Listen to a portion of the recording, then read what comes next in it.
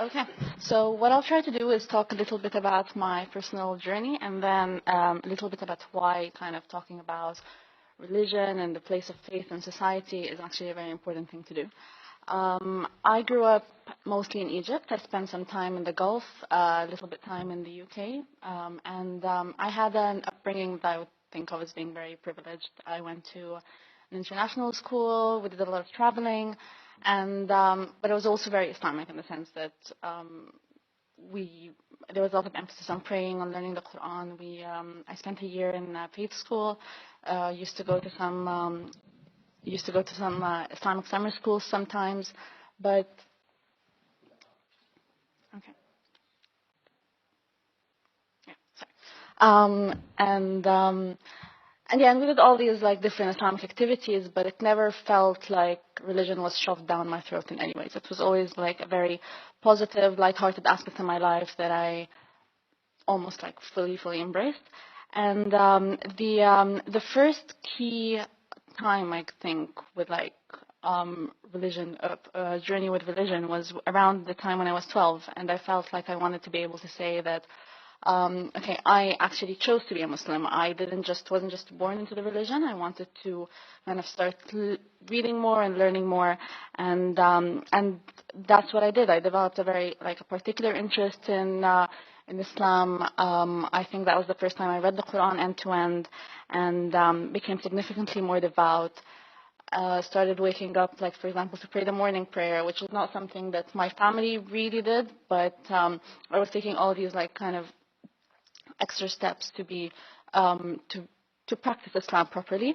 And also, as you do when you're a teenager in the noughties and you're interested in something, you go on the internet. And I was spending a lot of time on internet forums, kind of just discussing Islam with people, trying to what I consider now like upholding the honor brigade of Islam, like defending Islam against accusations of terrorism, of violence, or misogyny, or all these different misconceptions, trying to clear them out.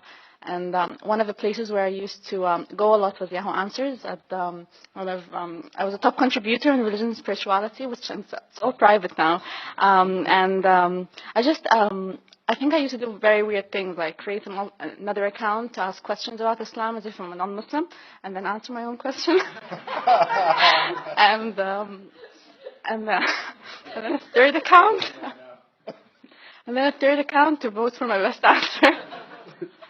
So people say I have an obsessive personality in that way. Like I was really into it, but it also wasn't just like a short obsessive phase. After that, I spent quite a lot of time talking to, like having almost pen pals on the internet who were from different faiths, and I put on the headscarf around the same time as well. I think when I was 13, which is something that a lot of family members were actually against, because I was thought I was too young to be taking that decision, and I didn't really understand what I was doing. But even now, looking back, I think I was doing these things for the same reasons a lot of adults do them, is that it was the right thing to do in the eyes of God, and that's kind of the logically consistent way to live my life.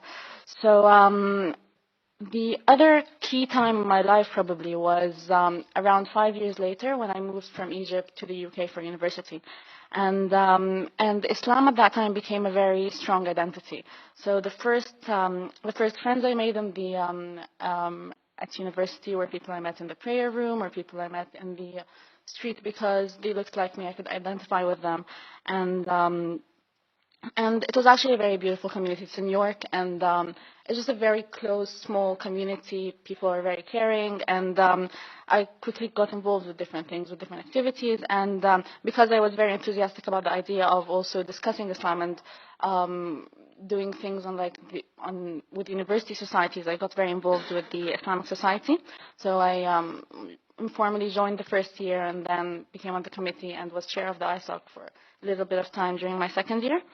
And anyone who's involved in societies knows that, like you guys must know, it takes a lot of time and a lot of energy to do all this stuff, and you must really it must mean something to you.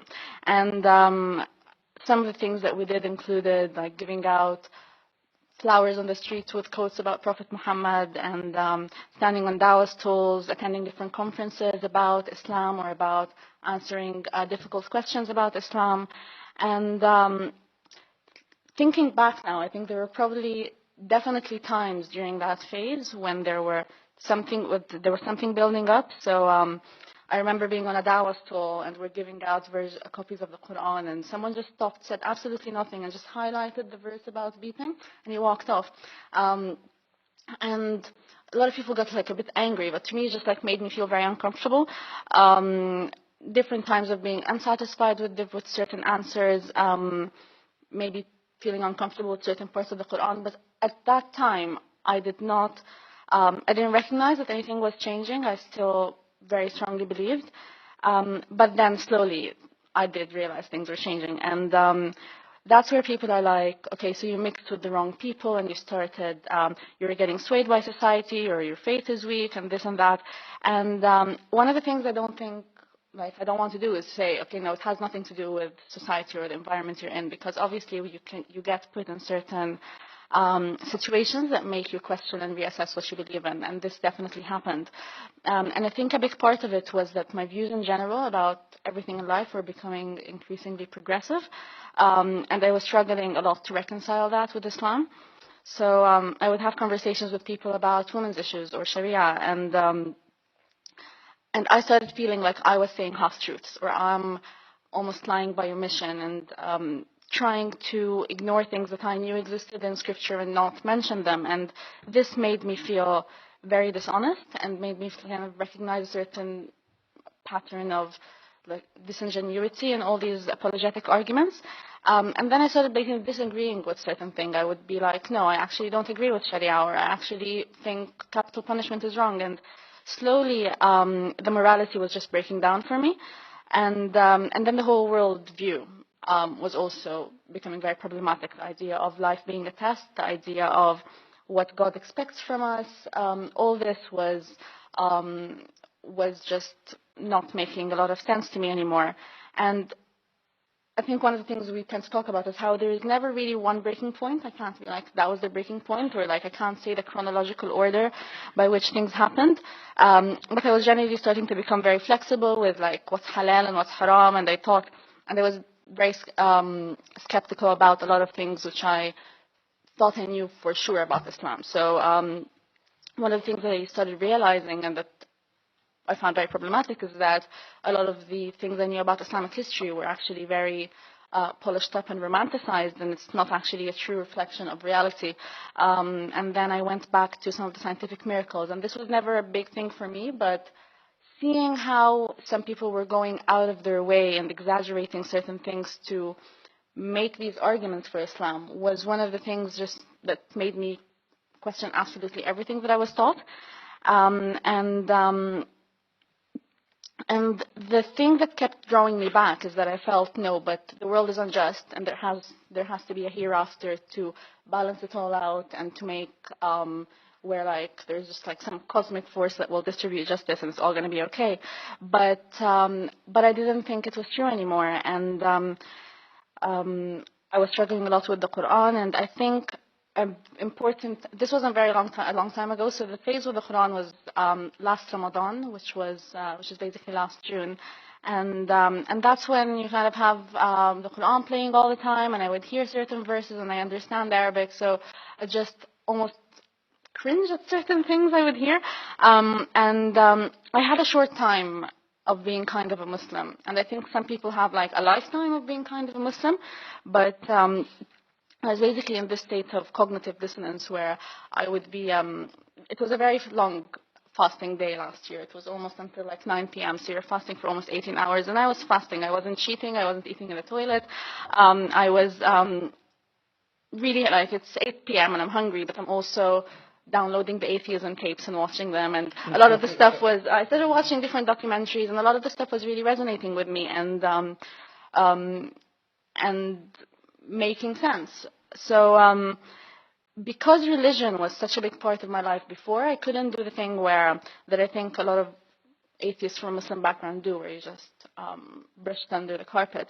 And I knew that what I was doing was very logically inconsistent. So at one point I just had to stop and ask myself, okay, so do I actually believe that the Quran is the word of God? Do I actually believe that Muhammad is a perfect role model? Do I believe in all these things? And when the answer to all these questions was no, that's when I just stopped and I was like, shit.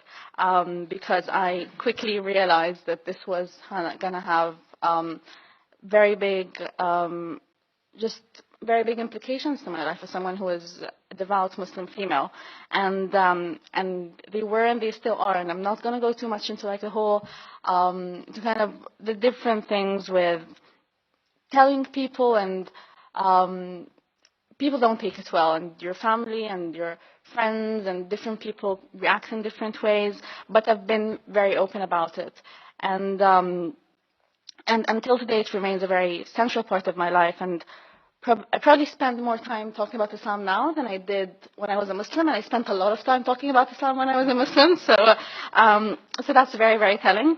And I think part of the reason why I also think I can't help talking about all these things quite frequently is that I see how the experience of dissidence is very trivialized or just completely dismissed. So I think there's a certain pattern where when you declare this belief, the first thing tends to be that, okay, you were never really a true Muslim, or you never really believed in this and that. And I find this quite patronizing, and I know that it wasn't the case. And then the other thing is that, okay, you were weak, or you just, your faith was too weak, or that, so it's like basically the first thing is that you were ignorant about the religion. And when this doesn't really fit you, it becomes a more aggressive tone, that you become demonized further and branded like you're basically arrogant. You know the truth, but you're covering it up, and that you're basically this more evil section of disbelievers who are like Satan or Shaitan in Islam, who knows that hell exists, but he's just choosing to disobey. And which is very funny to me, because I don't think anyone who actually no one's going to choose to get roasted in hell for eternity. But some people just genuinely think that in order for someone to choose not to be a Muslim is a form of arrogance, or thinking you're too good for a religion, or thinking you're just you're taking the easy way out, and all these different things. And then there are people who try to just cast their experience on you. Like, yeah, I've been there, it's just a phase, and I used to do this as well, and I just mostly I think people who were like very liberal Muslims in their when they were young and used to go out drinking, whatever, like, yeah, you'll get out of it. And all of this stuff is just, to me, is one of the biggest reasons why I just didn't feel like I could just become like another bad Muslim, or someone who could be dismissed for not knowing what they're doing, because I think there are very, very real reasons why people become skeptical of religion, or why people ask certain questions. And to me, it also fits in with a larger conversation, especially. So a big part of talking about this has to do with, okay, you shouldn't be discriminating against atheist and Muslim communities, or you should have a certain support network, but also you should be talking to dissidents and skeptics and people who've gone through a certain thought process about different issues, whether it's women's rights or the political situation now. And to me, this was a big thing, because I could see the frustration in a lot of Muslim communities. And I remember being I was 16, but we were on the street during like the Egyptian revolution, and people want something to change, and people are constantly discussing, okay, how do we improve teaching science? How do we, like, the possibility of teaching evolution, for example, in any part of the Arab world is not even an option. So there are all these different important conversations that we should be having, where I think religion plays a role and is constantly being ignored, and maybe that's one of the reasons why apostates tend to be silenced as well. And I'd really like for this to change, and I'd really like to for more people to be willing to have these conversations, and even if they're considered to be sensitive issues, or if there is a risk that you'll offend certain people, it's a very important thing to do. And so thank you for giving us this platform. And that's it.